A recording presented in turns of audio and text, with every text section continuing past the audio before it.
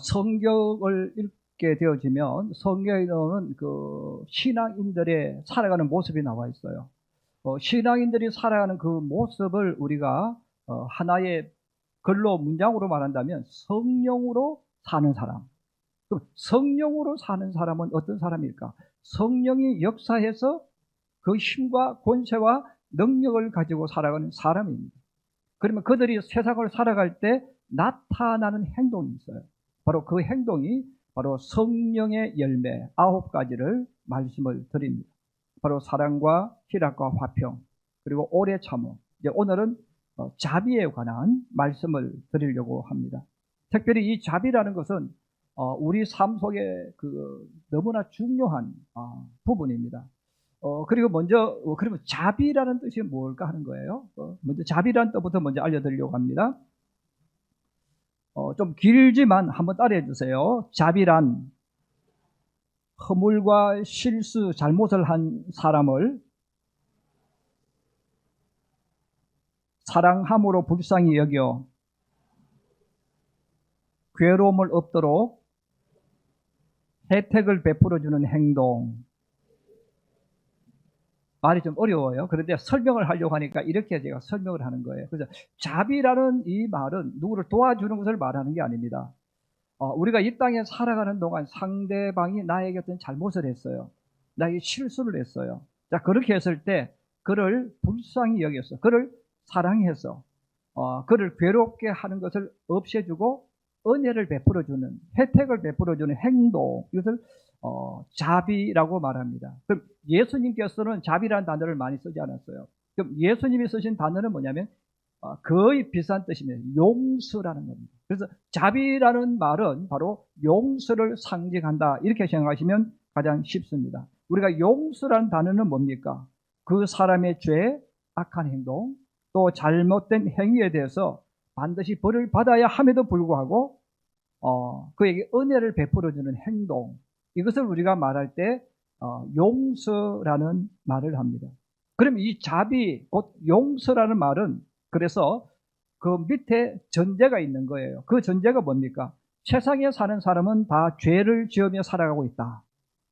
우리 모든 사람은 세상을 살아가는 동안에 반드시 실수하고 허물을 지으면서 산다. 이게 전제가 깔려 있습니다. 곧 나에게 적용하면 그거죠.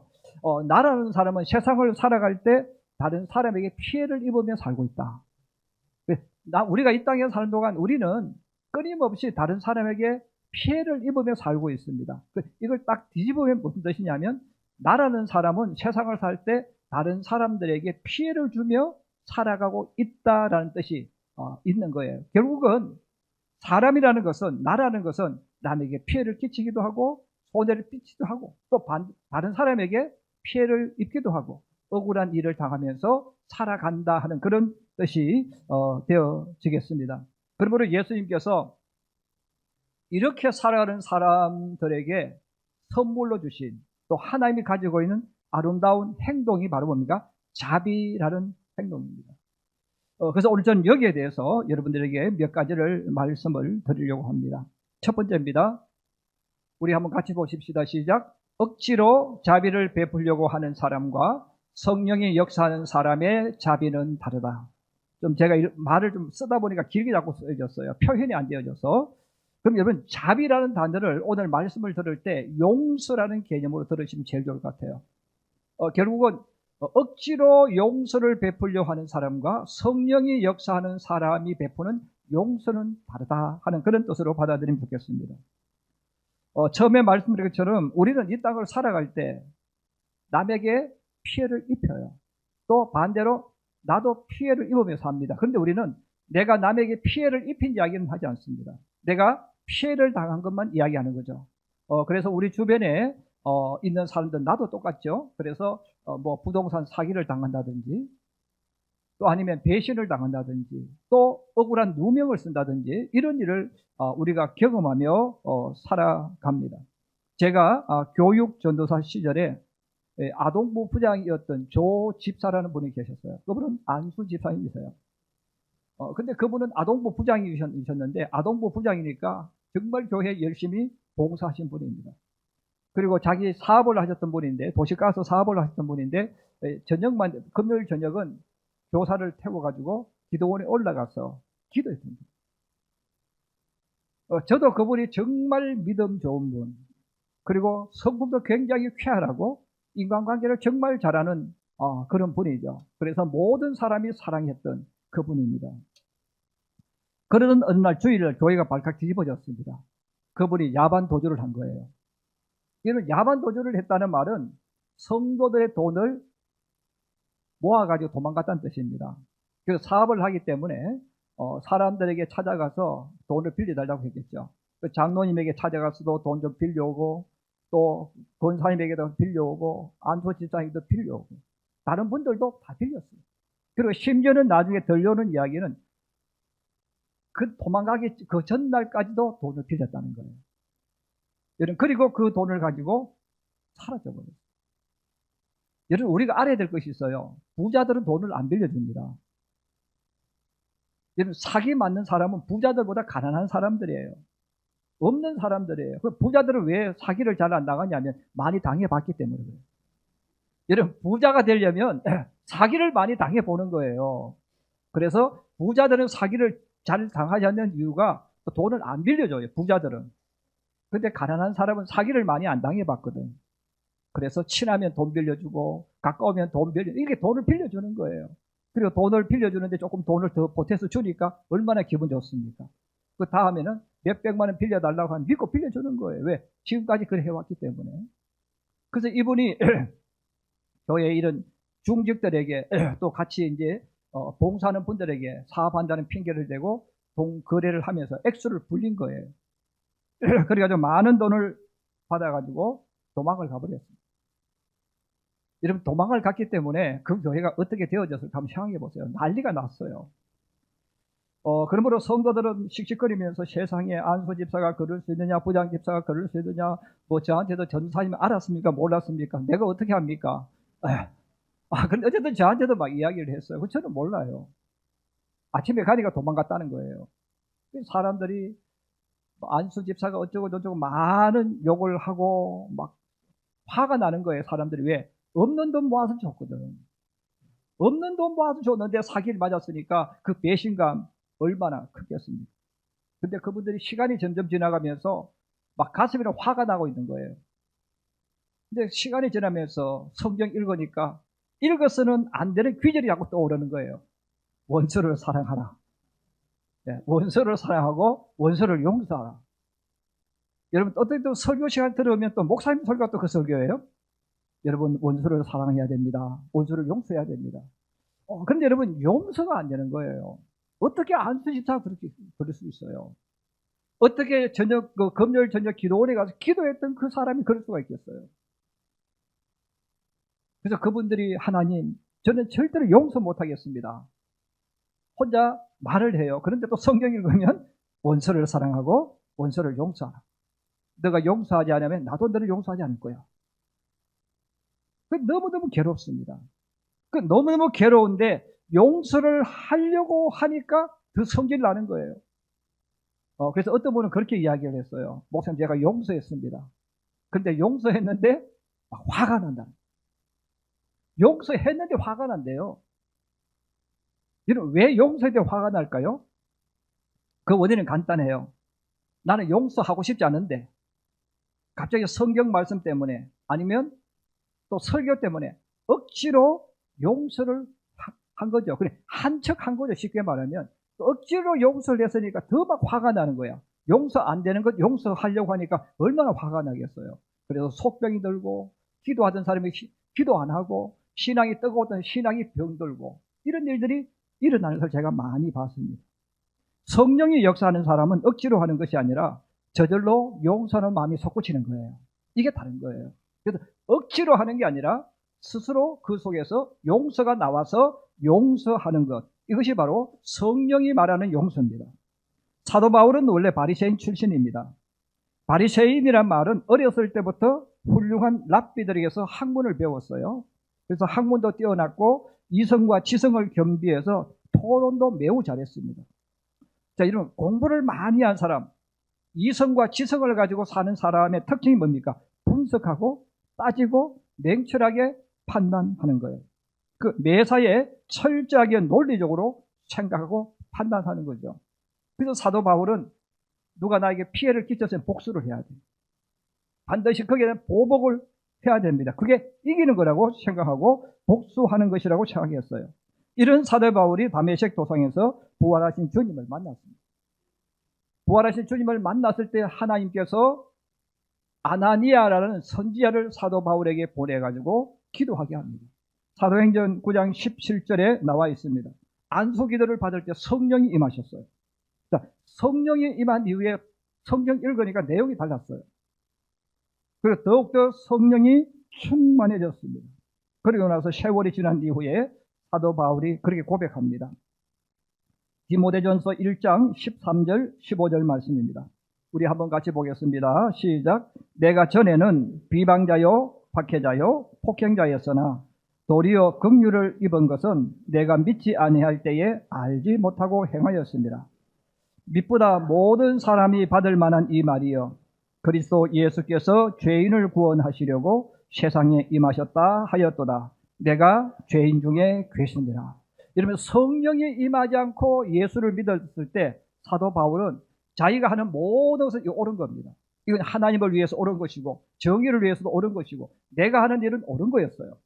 사람을 감옥에 집어넣는 것도 옳은 것이었어요. 그런데 성령이 임한 이후에 사도 바울이 뭐라고 이야기합니까? 내가 그때 했던 그 모든 일은 나는 비방자였다. 그리고 박해자였고 폭행자였다. 사람을 감옥에 집어넣는 것도 내가 폭행한 것도 죄인이었다. 그리고 많은 사람들이 죄를 짓지만 나는 그 가운데서 가장 죄를 많이 짓는 사람으로 살았다. 이렇게 고백합니다. 자, 이렇게 살았던 그 바울이 고백하는 거예요. 바로 이런 나를, 이렇게 살아갔던 나를 하나님이 용서해 주셨다는 거예요. 지금 사도 바울이 된 것도 주님이 자신의 죄를 용서해 주시기 때문에 내가 지금 사도 바울이 되어졌다는 것입니다. 그러면서 자기의 삶을 이야기합니다. 내가 하나님의 복음을 들고 선교로 나가서 복음을 전할 때 많은 사람이 같이 하겠다고 따라 나섰다는 거예요. 근데 그들이 배신했어요. 등 돌렸어요. 선교의 현장을 낭떠러지로 몰고 갔어요. 그 중에 사람들의 이름이 성경에 나옵니다. 마가 요한. 마가 다락방에 그 마가를 말합니다. 선교라는 이름 얼마나 좋습니까? 근데 가보니까 힘들거든요. 월급 주는 사람도 없는 거예요. 때로 죽을 수도 있어요. 그래서 청년 마가가 실망하고 에이, 선교는 고상한 줄 알았더니 힘들구나. 그리고 집으로 도망가 버렸어요. 말려도 안 돼요. 도망가 버린 거예요. 여러분 같이 선교 갔던 사람이 도망가 버리면 그 현장이 어떻게 되겠어요? 데마도 똑같습니다. 데마라는 사람도 같이 하다가 뭐 선교해도 재미도 없고 뭐 그렇잖아요. 뭐 월급을 주는 것도 아니고 좋은 음식 먹는 것도 아니고 좋은 잠자리 갖는 것도 아니잖아요. 가다가 힘들면 자기도 하고 이러니까 얼마나 힘들겠어요. 그래서 사도 바울을 버리고 데살로니가로 갔습니다. 또 구리 세공업자 알렉산더라는 사람은 사도 바울에게 온갖 누명을 세우고 박해를 합니다. 피해를 많이 끼쳤습니다. 아마 옛날에 사도 바울 같았으면 법대로 이렇게 이야기했을 거예요. 근데 성령이 역사한 사람이 되고 나서는 언어가 바뀌었습니다.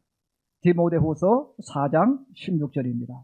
우리 한번 같이 보십시다. 시작. 내가 처음 변명할 때에 나와 함께한 자가 하나도 없고 다 나를 버렸으나 저희에게 흠을 돌리지 않기를 원하노라. 아멘. 아마 과거의 바울이었으면 복수해야 되고 저 사람 다시 보지 마, 상종하지 마 이렇게 말했을 거예요. 근데 오늘 뭐라고 말합니까? 여러분 마가 요한, 데마, 알렉산더에게 허물을 돌리지 마세요. 나도 허물을 돌리지 않습니다. 그들의 허물을 덜쓰지 않습니다. 이 말은 뭡니까? 나는 용서했습니다. 여러분 그 사람들을 용서해 주시고 같은 신앙인으로 받아주세요. 이렇게 고백한 거예요. 어떻게 그게 가능할까요? 내가 하려고 노력해서 이루어졌을까요? 아니에요. 성령이 내게 역사하니까 하나님의 은혜가 내게 기억이 나니까 저절로 용서가 이루어지는 거예요. 이게 성경에서 말하는 성령으로 인해서 나타나는 자비라는 것입니다. 그럼 두 번째입니다.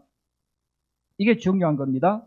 우리 한번 같이 보십시다. 시작. 용서를 해줌으로 자신의 마음에 상처가 치유되어집니다. 우리 신앙인들 가운데 상처가 굉장히 많아요. 그럼 신앙인들 중에서 상처가 많은데 그 상처의 대부분이 어디냐 하면 같이 예수 믿었던 사람들, 아니면 가족들, 아니면 친한 누구에게서 배신을 당했든지, 사기를 맞았든지, 실망을 했다든지, 이런 일들 때문에 그래요. 근데 이런 상처를 가지고 있다는 말은 내가 용서를 하지 못합니다. 용서를 하지 못하니까 내가 치유를 받지를 못합니다. 여러분, 나의 친한 친구나 가족이 나를 배신하고 큰 상처와 피해를 주었을 때 만약 내가 용서하지 않는다면 어떻게 될까요? 만약에 원수를 용서하지 못한다면, 여기서 말하는 원수는 나와 가장 가까이 있는 사람, 나에게 피해를 준 사람을 말해요. 그들을 용서하지 못한다면 원수에 대한 원한과 미움과 복수심이 가득 차게 됩니다. 내 마음속에, 내 생각 속에, 내 정신 속에 가득 채워지는 거예요. 자, 그렇게 되면 손해를 본 내가, 배신을 당한 내가 병들거나 정신적인 문제를 만나게 됩니다. 나를 공격하고 피해를 입힌 사람은, 나쁜 사람은 멀쩡하게 잘 사는데 피해를 본 내가, 억울한 일을 당한 내가 스스로 자신을 파괴시키는 거예요. 이게 무슨 거예요? 그래서 우리가 이 땅에 사는 동안에 여러분 상처를 많이 받았다, 이 말은 그 사람이 옳게 살았는지 모르지만 용서를 하지 못한 거예요. 자비를 베풀지 않았어요. 그 자비를 베풀지 않으니까 내 속에 그걸 다 담고 있는 거예요. 내 속에 이 복수심, 미움, 정오, 원망, 나쁜 생각을 담고 있으면 여러분 그 사람의 신앙이 어떻게 되겠어요? 파괴돼요. 그 사람의 인격이 어떻게 되겠어요? 인격이 정신적으로 병들어져. 문제가 있어요. 어떤 사람은 남편 때문에, 어떤 사람은 아내 때문에, 어떤 사람은 시부모 때문에, 어떤 사람은 친정 때문에. 여러분, 우리는 이 가장 가까운 사람들 때문에 용서가 이루어지지 않기 때문에 그것들 때문에 내 정신병이 들어요. 병들어 가는 겁니다. 얼마 전 9월 10일입니다. 미국의 유타밸리 대학교에서 엄청난 암살 사건이 일어났습니다. 사실 우리나라 매체는 저도 인터넷을 제가 찾아봤지만 많이 언급하지 않습니다. 또 나쁜 쪽으로 언급합니다. 그러나 미국이라는 나라에서는 정말 엄청난 파문을 지금 일으키고 있는 사건, 암살 사건인데, 찰리 커크라는 기독교인이 로빈슨이라는 청년에게 암살을 당한 거예요. 9월 10일 날. 그 암살 원인을 신문은 그렇게 이야기해요. 정치적 신념이 너무 달라서 극단적인 갈등과 혐오로 생긴 사건이다. 그래서 타일러 로빈슨이라는 사람이 찰리 커크라는 사람을 총으로 쐈는데 정치적인 이념이 너무 달라가지고 쐈다. 그렇게만 이야기했습니다. 근데 이 찰리 커크라는 이 사람은 1900 몇 년생이니까 지금 33, 4 됐습니다. 결혼해서 아이가 둘이 있는 그런 사람인데, 미국의 그 우파 정치인들에게는 그 차세대 지도자로 인정받는 사람입니다. 그러나 좌파나 그를 미워하는 사람은 굉장한 혐오감을 가지고 있고 정말 미워하는 사람이에요. 왜 그러냐면 그의 사상을 알면 알 수가 있어요. 이 찰리 커크는 독실한 크리스찬입니다. 굉장한 크리스찬이기 때문에 그는 동성애 반대하는 사람이에요. 또 트랜스젠더, 성전환하는 것을 반대하는 사람입니다. 인종차별을 반대하는 사람입니다. 또 임신 중절을 반대하는 사람입니다. 또 총기 규제도 반대합니다. 그리고 더 나아가서 트럼프와 비슷한 사상을 가지고 있는 거예요. 그럼 여러분, 이런 사상을 가지고 있으니까 어떤 사람이 미워하겠어요? 성전환하는 사람들이 이 커크를 너무 미워하는 거예요. 왜? 아니, 사람은 누구든지 남자도 될 수 있고 여자도 될 수 있고 병원에 가서 수술 받아서 여자도 남자 될 수 있고 남자도 여자가 될 수 있고 이 세상에 남자와 여자는 없다. 자기 마음대로 바꿀 수 있다. 여러분, 그런 사상을 가지고 있는 사람들이 봤을 때는 이 커크는 정말 나쁜 사람이에요. 네. 여러분, 그렇잖아요. 왜 여자로 부르고 남자 부르느냐? 수술하면 얼마든지 바꿀 수 있는데 남자와 여자는 존재하지 않아. 그래서 누구든지 남자도 될 수 있고 누구든지 여자도 될 수 있고 그런 거야.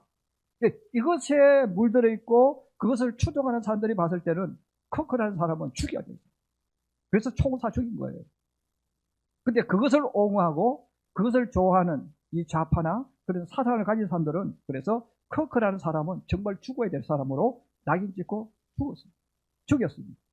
근데 우리나라 방송 신문에는 나오지 않습니다. 왜? 그들과 비슷한 뜻을 가진 사람들이 주권을 가지고 있기 때문에 그래요. 그런데 그의 아내가, 에리카라는 그 아내가 9월 21일 장례식을 치르고 나서 추모회를 가졌어요. 그때 그가 그런 말을 했어요. 저는 그를 용서합니다. 그것이 그리스도께서 하신 일이었고 찰리라면 했을 일이었기 때문입니다. 정오에 대한 해답은 정오가 아닙니다. 제 남편 찰리는 자신의 목숨을 앗아간 바로 그 청년과 같은 젊은이들을 구하고 싶어 했습니다. 바로 예수님이 나를 구원하기를 원했던 것처럼 죄 많은 나를 구원하기 위해서 죽으셨던 것처럼 내 남편 찰리도 나를 쏴 죽인 그 청년을 구하기 위해서 살았다는 거예요. 그래서 나는 주님이 우리를 용서하신 것처럼 나도 밉지만 내 남편을 죽였지만 그 청년을 용서한다. 이렇게 고백을 한 거예요. 사실 여러분 우리가 인간적으로 보면 내 남편을 총으로 살인한 사람을 용서할 수 있겠습니까? 용서할 수가 없는 거죠.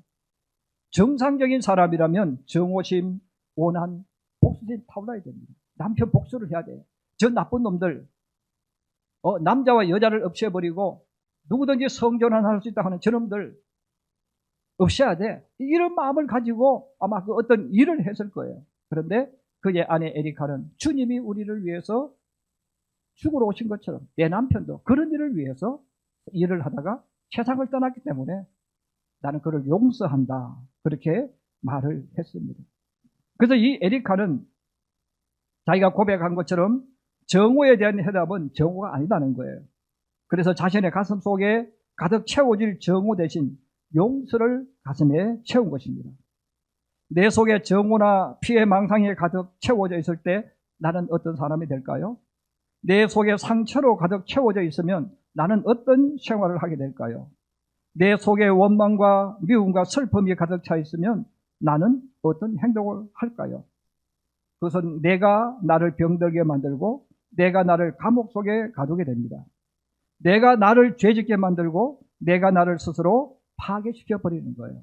사도 바울은 이걸 아는 거예요. 자, 그래서 사도 바울이 하나님의 말씀을 다시 한번 전합니다. 로마서 12장 19절에서 20절입니다.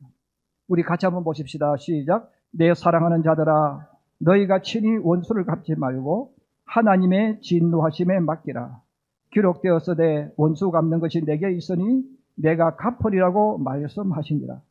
내 원수가 줄이거든 먹이고 목마르거든 마시게 하라. 그리함으로 내가 숯불을 그 머리에 쌓아 놓으리라. 아멘. 우리가 이 땅에 사는 동안 정말 힘든 게 바로 이거예요. 나에게 상처를 준 사람, 나를 배신한 사람. 에리카 입장에서는 남편을 죽였다는 말은 집에 모든 걸 다 무너뜨린 거예요. 그걸 어떻게 용서할 수 있겠어요? 용서할 수 없는 거죠. 그런데 그러면 그 용서하지 못하고 가슴에 새기고 있으면, 그를 복수하면 내가 행복하지 않다는 거예요. 내가 복수하면 또 주님 앞에 죄를 지어서 나도 벌을 받아야 되는 거예요. 그래서 성경 말씀을 가지고 이야기해 주는 거죠. 원수는 하나님 갚을 테니까 너가 사는 방법을 택하라는 거예요. 너가 사는 방법은 뭡니까? 원수를 용서해 주라는 거예요. 그 용서해 주는데 성경은 더 앞질러서 말합니다.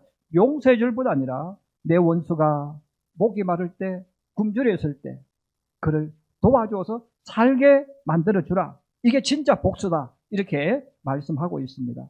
우리 신앙인들 가운데도 부부끼리도 보면 속에 정오심이, 미움이 많은 부부도 있어요.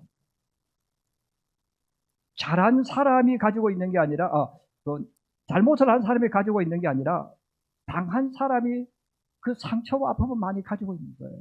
그리고 가지고 있으니까 누가 병드느냐? 가지고 있는 사람이 병.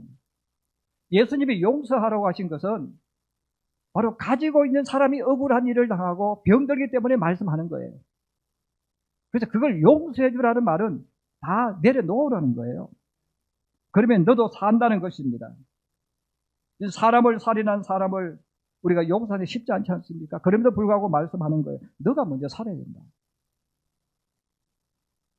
많은 사람들이 여러분 염세주의자가 되어주고 노숙자가 되어주고 인생이 파탄나는 사람들 어떤 사람이냐면 용서를 못하기 때문에 그래요. 이 용서를 못하니까 내 속에 폭탄을 가지고 사는 거예요. 폭탄을 가지고 살기 때문에 누가 망합니까? 폭탄을 가지고 있는 사람이 망하는 거예요. 폭탄을 준 사람은 잘 사는데 폭탄을 내 속에 가지고 있는 사람은 그 때문에 망하는 거예요. 그래서 예수님께서 성경이 말하는 거예요. 원수를 용서해라. 내가 원수 갚아줄게. 용서해주라고 이야기하는 겁니다. 마지막 세 번째입니다. 같이 한번 보십시다. 시작. 용서를 해준다는 말과 지연죄에 대한 심판을 하지 않는다는 말은 다른 말이다. 사람을 살인한 사람을 용서한다는 말과 그 죄값을 치르는 것은 다른 뜻입니다. 누구든지 예수를 믿으면 구원을 받는 줄로 믿습니다. 그 예수를 믿으면 누구든지 죄 용서를 받습니다. 그런데 죄 용서를 받는다고 해서 죄가 없어지는 것은 아닙니다. 우리가 예수를 믿음으로 용서를 받지만 구원을 받지만 죄값은 반드시 지불해야 됩니다. 그 죄값을 예수님이 지불하신 거예요. 그래서 우리는 예수님을 믿음으로 구원을 받고 용서를 받지만 그럼 죄값은 있는 거예요. 그래서 예수님이 대신 십자가를 지시고 우리 죄값 대신 죽으신 거예요. 이게 죄값을 치르신 거예요. 그래서 미국 대통령 트럼프는 그렇게 말했어요. 에릭 칼은 살인자를 용서할지 몰라도 나는 살인자를 용서하지 못한다. 반드시 죄값을 치르게 하겠다고 이야기했어요. 그의 아내는 용서를 했어요. 그러나 그가 법에 정해져 있는 그 죄값은 치러야 된다는 거예요. 그러므로 그의 아내가 그를 용서했기 때문에 사형은 받지 않을 수 있습니다. 그러나 그는 감옥에 들어가서 죄값을 받게 될 것입니다. 자비를 베푸는 것은 하나님께서 죄 가운데 사는 사람들이 주신 아름다운 선물입니다. 이제는 우리가 자비로우신 하나님, 이 단어를 쓸 때 우리가 알아야 될 것이 있어요. 그 자비로우신 하나님이란 뜻이 뭔 뜻입니까? 나를 용서해 주시고 나를 구원해 주신 하나님, 그 뜻이에요. 내가 실수가 있고 허물이 있고 그렇지만 나에게 은혜를 주신 하나님, 그 뜻이 자비로우신 하나님의 뜻입니다. 우리 하나님은 자비로우신 하나님이십니다. 그리고 하나님은 나에 대해서 사람들 용서하시는 하나님이란 뜻이죠. 대신 용서하지만 죄값은 지불해야 돼요. 그래서 예수님이 십자가에서 죄값을 지불하신 거예요. 사람은 세상에서 수많은 사람들과 부딪히며 때로는 싸우거나 다투며 살아갑니다. 또 우리는 죄 가운데 살기 때문에 이기적인 생각과 행동을 하면서 손해를 끼치며 살아요. 그래서 우리가 가장 위선자, 가장 거짓말 많이 하는 사람이 누구냐면 나는 착하게 살고 나는 바르게 살고 나는 남에게 피해를 끼치지 않고 산다. 그 사람이 가장 거짓말 많이 하는 사람이에요. 그 사람이 가장 이기적이고 위선적인 사람이에요. 왜? 우리는 누구든지 남에게 피해를 끼치죠. 왜? 이기적이기 때문에 그래요. 여러분 부부도 똑같아요. 여러분 집에서 만약에 나는 우리 집에 좀 편하게 산다 이렇게 말하는 사람은 그 집에 자기를 편하게 만들어주는 사람에게 엄청난 피해를 끼치며 사는 거예요. 그 사람이 그만큼 피해를 당하기 때문에 내가 편한 거예요. 네.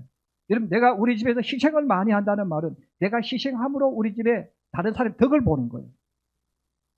또 우리가 신앙적으로 보면 하나님의 용서가 없었다면 사람은 영원히 천국에 갈 수 없어요. 지금 저도 여러분도 예수 믿는 것은 하나님이 참아주셨고 용서해 주셨기 때문에 예수 믿고 구원받는 거예요. 자, 그러므로 자비심, 곧 허물과 실수에 대한 용서가 없다면 사람은 결국 서로 파멸하고 또 싸우다가 파멸하고 말 겁니다. 성령이 역사하는 사람은 용서하는 마음과 능력이 솟구치기 때문에 용서를 해주는 거예요. 마지막 결론을 말씀드리려고 합니다. 나의 신앙을 파괴시키고 나의 생각을 병들게 하고 스스로 자신을 올가매게 만든 악한 것들, 이것을 끊어버리는 것이 자비, 곧 용서임을 기억하기 바랍니다. 내가 용서함으로 내 속에 일어나는 정오나 복수심과 상처를 치유받게 되어집니다. 주님의 용서로 내가 사는 것처럼 나의 용서로 그 사람도 회개하고 새롭게 살게 된다는 뜻입니다. 분냄과 미움과 원망 같은 악한 것을 가슴에 품고 사는 성도가 아니라 용서함으로 성령이 더 강하게 임하게 만드는 우리 모든 성도들이 되기를 주님의 이름으로 부탁합니다.